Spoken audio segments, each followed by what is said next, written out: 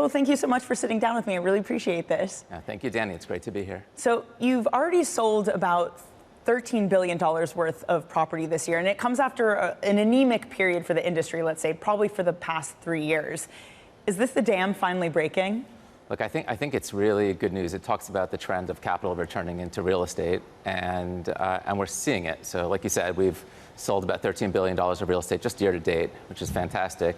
If I were to compare that to where we were last year at this time, it would have been about $3 billion. So you can see that really that ability to exit is expanding. But I'd say even more than that, it's still a very discerning market. So it depends on what it is that you are selling. So where we're seeing real success is selling really best-in-class real estate operating companies, businesses, or real estate assets. It has to be really pristine, cash-flowing, well-performing assets.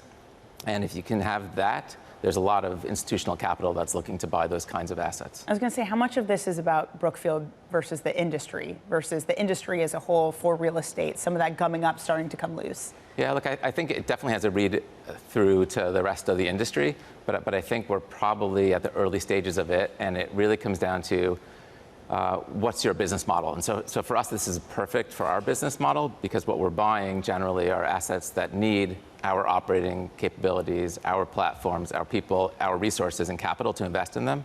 But our finished product, when we're done with it, is always these pristine cash flowing assets or businesses, and that's really what's perfect for the market today. I say another thing that Brookfield often does is maybe contrarian's not the right word, but at least looking at things that have value to them, that look like they might grow in the future. And during the pandemic, office real estate was really an example of this. You leaned in a big way. Are you still leaning into office, or have you backed off in favor of other segments? Look, office has been probably the most interesting sector in terms of just the amount of time that people have spent talking about it and the impact from COVID. I think what we said from the beginning, we're really seeing it play out, which is it's very much a bifurcated story. Office as a sector in the US, I would describe as being under-demolished, meaning there's a lot of lower quality assets that really don't have a reason to exist, and that's been really the issue. But for the Class A, high quality, best assets, which are the ones that we invest in, there's not enough of them. And we're seeing that demand continues to grow. People keep coming back to the office. And what companies find out is they don't have enough space for all those people. So we're seeing, I'll just give you one anecdote, which I think is interesting. In our own office space, we're downtown at Brookfield Place. One of our tenants just has seen exactly that. They need a lot more space than they realized. And we're being kicked out of our own space.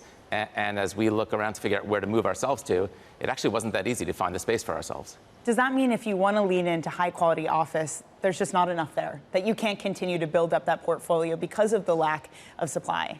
Yeah, I think it's exactly that. You're going to see continued space crunch for the best office buildings, and nobody's building. The supply pipeline has obviously completely shut off over the last 5 years.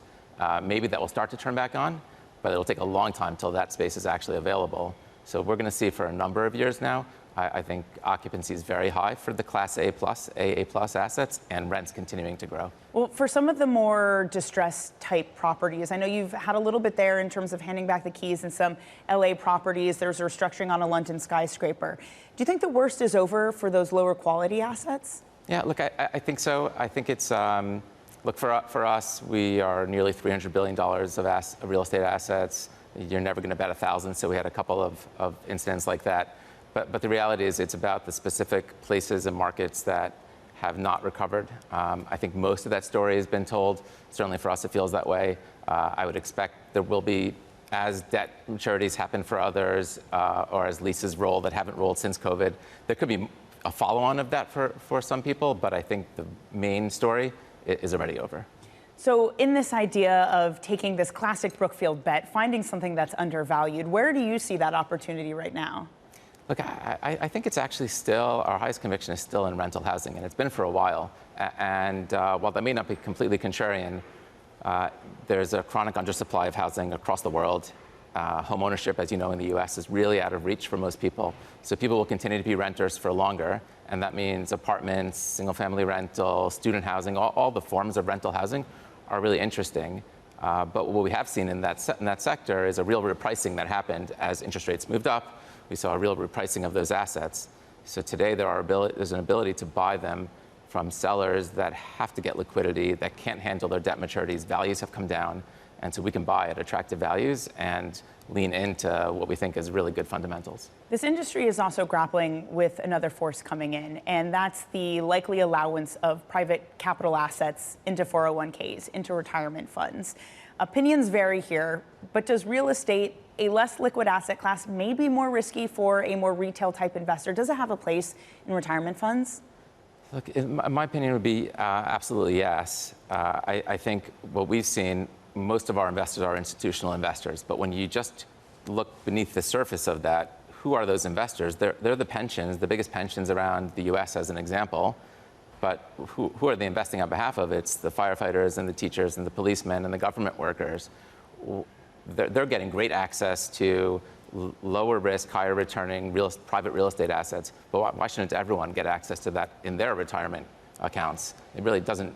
The way it sits today doesn't necessarily make a lot of sense. I think where we're heading to is a lot more logical, and there's a place in everyone's sort of allocation of their retirement portfolio for private real estate. Well, you know, I'm sure you've heard this argument before, because the critics love to say, oh, everyone's just going to use this as a way to dump all their bad assets into retail. What do you say to those arguments to assuage any concerns that is ultimately what ends up happening? Like I hear that argument. I feel like as a responsible owner of real estate who's investing on behalf of those same kinds of people just through their pensions, it's no different. We're going to invest that capital into the same private real estate assets, the same strategies, and really we don't view it as any different. It's just a similar but varied source of capital. Just before we let you go, it's been this environment where Brookfield, as a global behemoth, you've seen globally appetite really ebb and flow for American assets just because of the political volatility. Where do we stand now? Are we in a place where some of that volatility has ebbed? Is there still, from international investors, a desire for American assets? Or is political instability still upheaving some of that?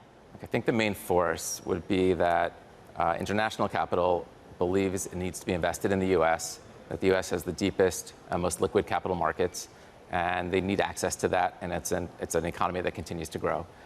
On the margin, we are seeing a little bit of that noise. I'd say some of our international investors who are asking the question or considering whether they back out a little bit. I think we may see a little bit. It'll come to the benefit of investments across Europe and Asia. So obviously, as a global investor, we get the benefit of moving our capital around the world.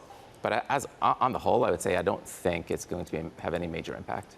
Well, we're going to have to leave it there. Thank you so much. Thanks, really Dania. appreciate your time today. Great.